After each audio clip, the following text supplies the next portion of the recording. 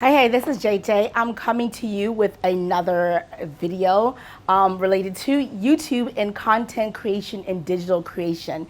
So I am doing a reboot of a video I did a little while ago on this channel shortly after the Operation Varsity Blues scandal involving the actress best known as playing Aunt Becky in the 1990s sitcom Full House, Lori Loughlin, who, with her husband, designer Mossimo, hired some folks to do nefarious things in order to get their daughters, Olivia Jade and her sister, forget her name, I'm gonna put it here, into USC, which is the United States, the University of Southern California, which is a highly respected, elite, selective university, but a lot of children of celebrities attend that university. It's well known for its theater arts, its fine arts, and its programs related to people who are interested in getting into the entertainment industry. Nonetheless, following that scandal, Lori Loughlin pled guilty. She served some time. Olivia Jade was driven away from YouTube. She had a really popular YouTube channel and online digital presence, and she left because of it, but she's since come back, so welcome back, Olivia Jade. So following that scandal, I did a video about privilege, and I talked about 3 different types of privilege in the video: wealth, skin, and pretty. And I'm doing a reboot because pretty privilege has resurfaced again, and there's a lot of videos about pretty privilege lately. So I was like, let me hop onto this trend and do a reboot and an update to that video, and then maybe also do an explainer based on what we know from that scandal, and just generally, now that I'm more into the YouTube scene and now that I'm doing more videos dedicated to educating fellow YouTubers. So here we go. So we're going to be talking about how wealth, skin, and pretty privilege impacts and can impact your growth online, and especially as a YouTube creator, after this break.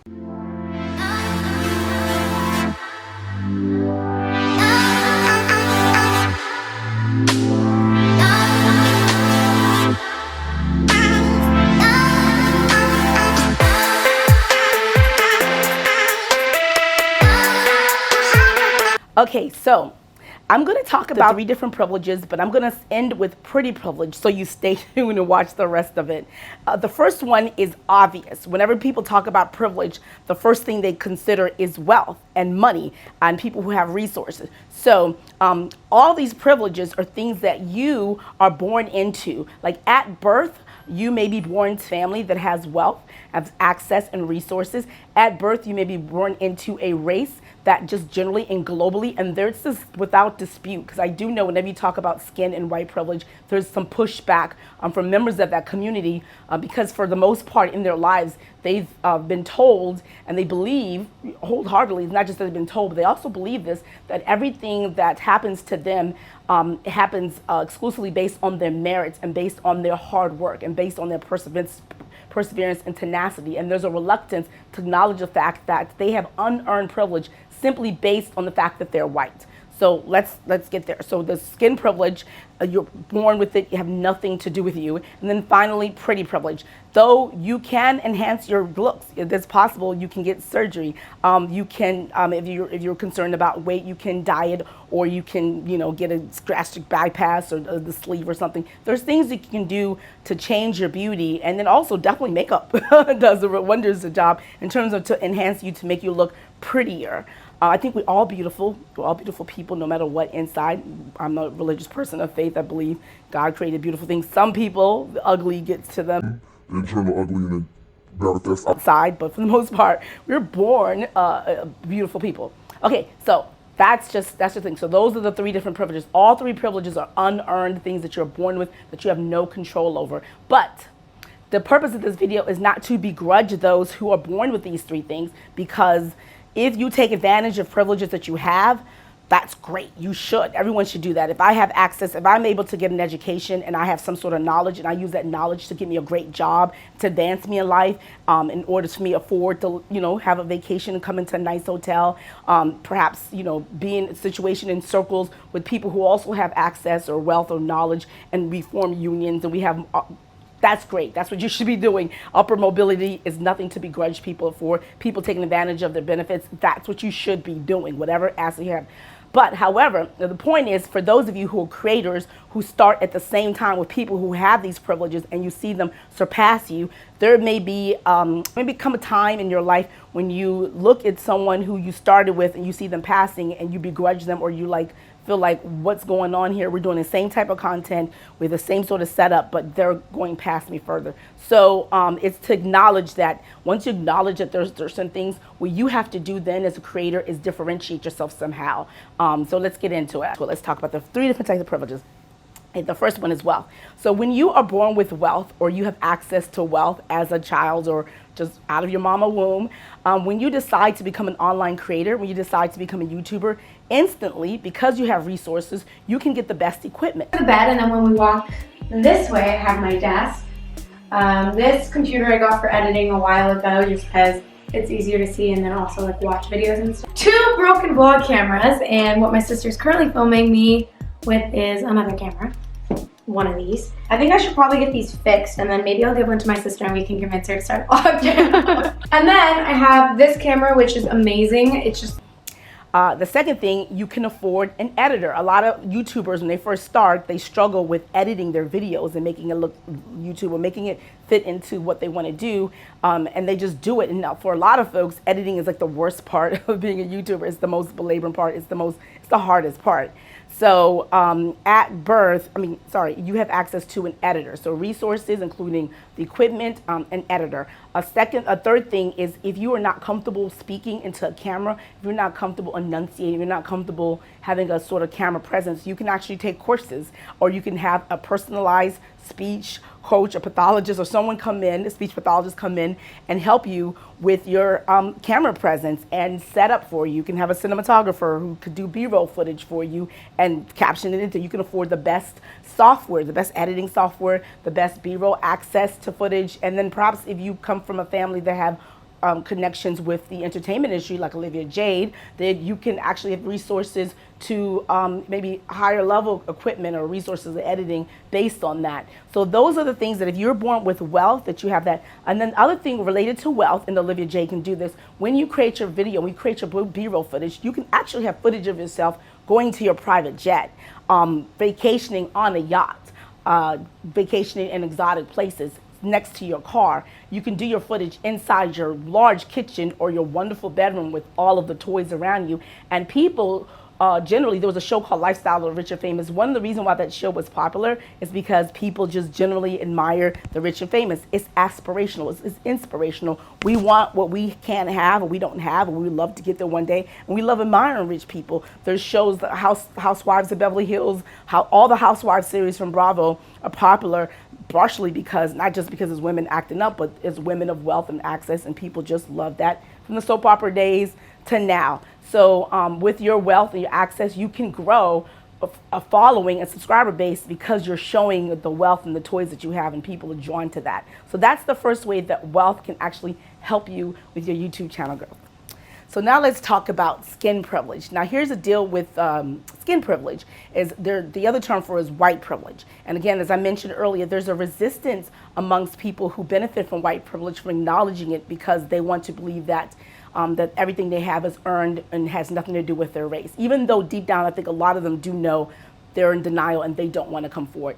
The second part of acknowledging that you may get along further in life based on nothing but the fact that you're born white is that it forces you to acknowledge that there are people, your peers, who are not white, who are not going to be granted that benefit. Now, another word that might make people more comfortable, and it's sad that we always have to placate the comfort levels of those people who are the beneficiaries of privilege. Like, in order to help them, to bring them to the table to understand this, you have to actually placate the feelings. We have to dumb down ourselves, or speak softer, or talk in nice tones to assuage their feelings because we don't want them to feel some kind of way about the fact that they're advancing this way. So the benefit of the doubt is the alternative term that you can use when considering white or skin privilege that might make you feel comfortable, make you feel better about it.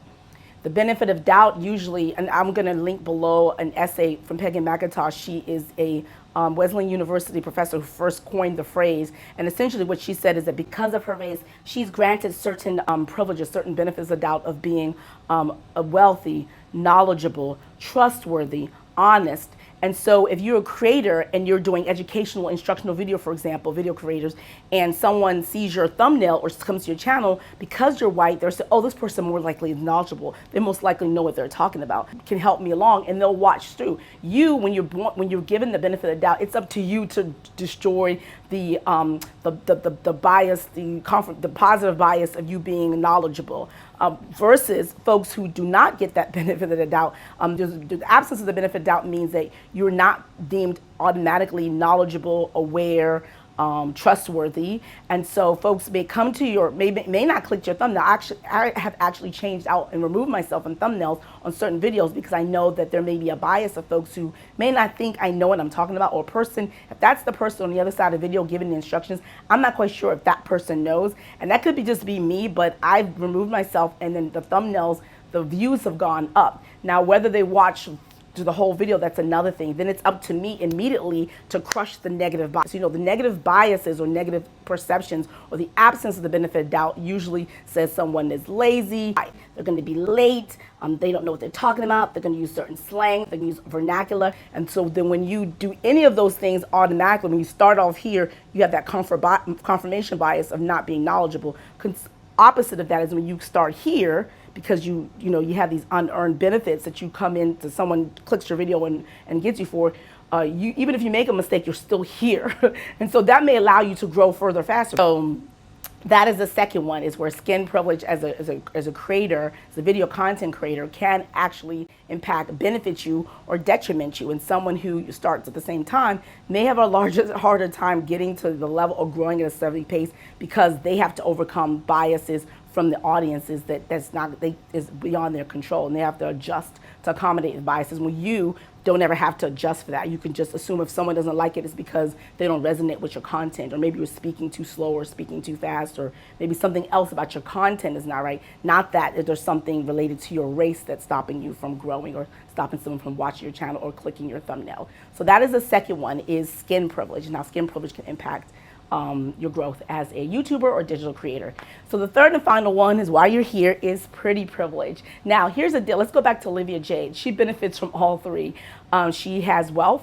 Her mom and her dad are really wealthy. She's also white, so she benefits from the white privilege, and she's really pretty. So here's the deal. If you are a creator starting with someone who attractiveness level that is not necessarily traditionally at the top, and then I'm saying these in quotes because, pretty and attractiveness is subjective things. However, we know from who we see on television and movies and in magazines, on runways, that there is a standard of beauty. You have pretty big eyes for an Asian person. Is that really your nose?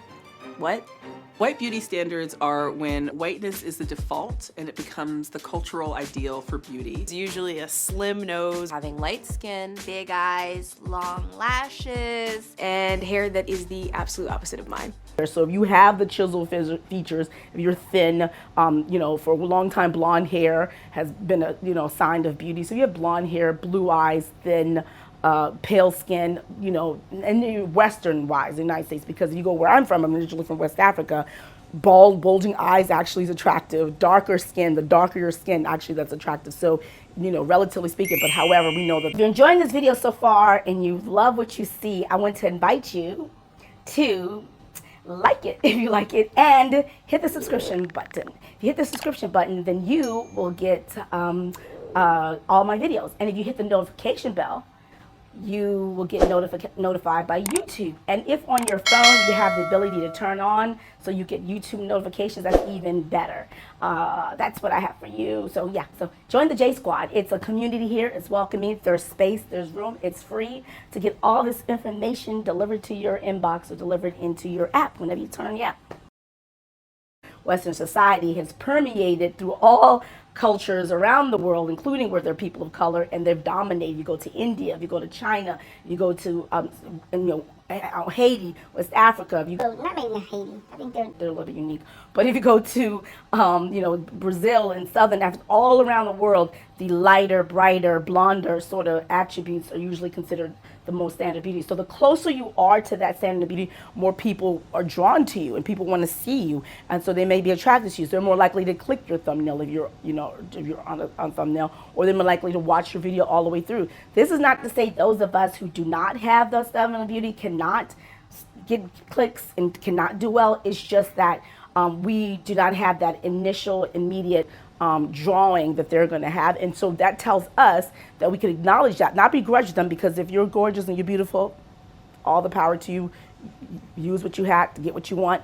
But if you don't have that, then what you have to do is differentiate yourself. You have to stand out with your personality, with your content, with something that's different. Bring something to the table that no one else has, that's unique to you, and you can grow just as fast as them, or you can grow, pretty well if people come and they say, "Oh, you're the only person doing this," or "You're the only person that has knowledge in this," or "We love your cinematography," or "Your stunts are the best," or "You cook the best," or "You have so much personality when you're whipping up that dish," or "I love the way you style an outfit," or whatever it is, whatever type of content you're presenting to the world, whether on YouTube or the platform, that you stand out. So that's the purpose of it all, is just to say, do what you have to do, stand out how you can, but acknowledge that, that you may not have the same level of growth if you are lacking of certain types of privileges that can benefit you. And you don't begrudge them unless those folks deny it. So if you're accepting that you have that, that's fine. Do what you can. But if someone else is growing slower and they say, "Oh, well, you're pretty, you're attractive," or you have money, or you have resources, or you can get the latest tools, immediately they come out and review them because you have wealth. Just keep it rolling. Everyone, we can all coexist. We can all succeed. It's not a pie. Everyone can get in where you fit in. Anyway, that's all I have for you today. Thank you so much for joining me. If you like this video, again, like, subscribe, hit the notification bell, and I'll see you on the next video. So that's that's all I have for you. And I'd love to hear what you have to say in the comments. Like, do you have that privilege? Do you acknowledge it? Let's discuss. Cue my outro music. Ba-dum, ba-dum.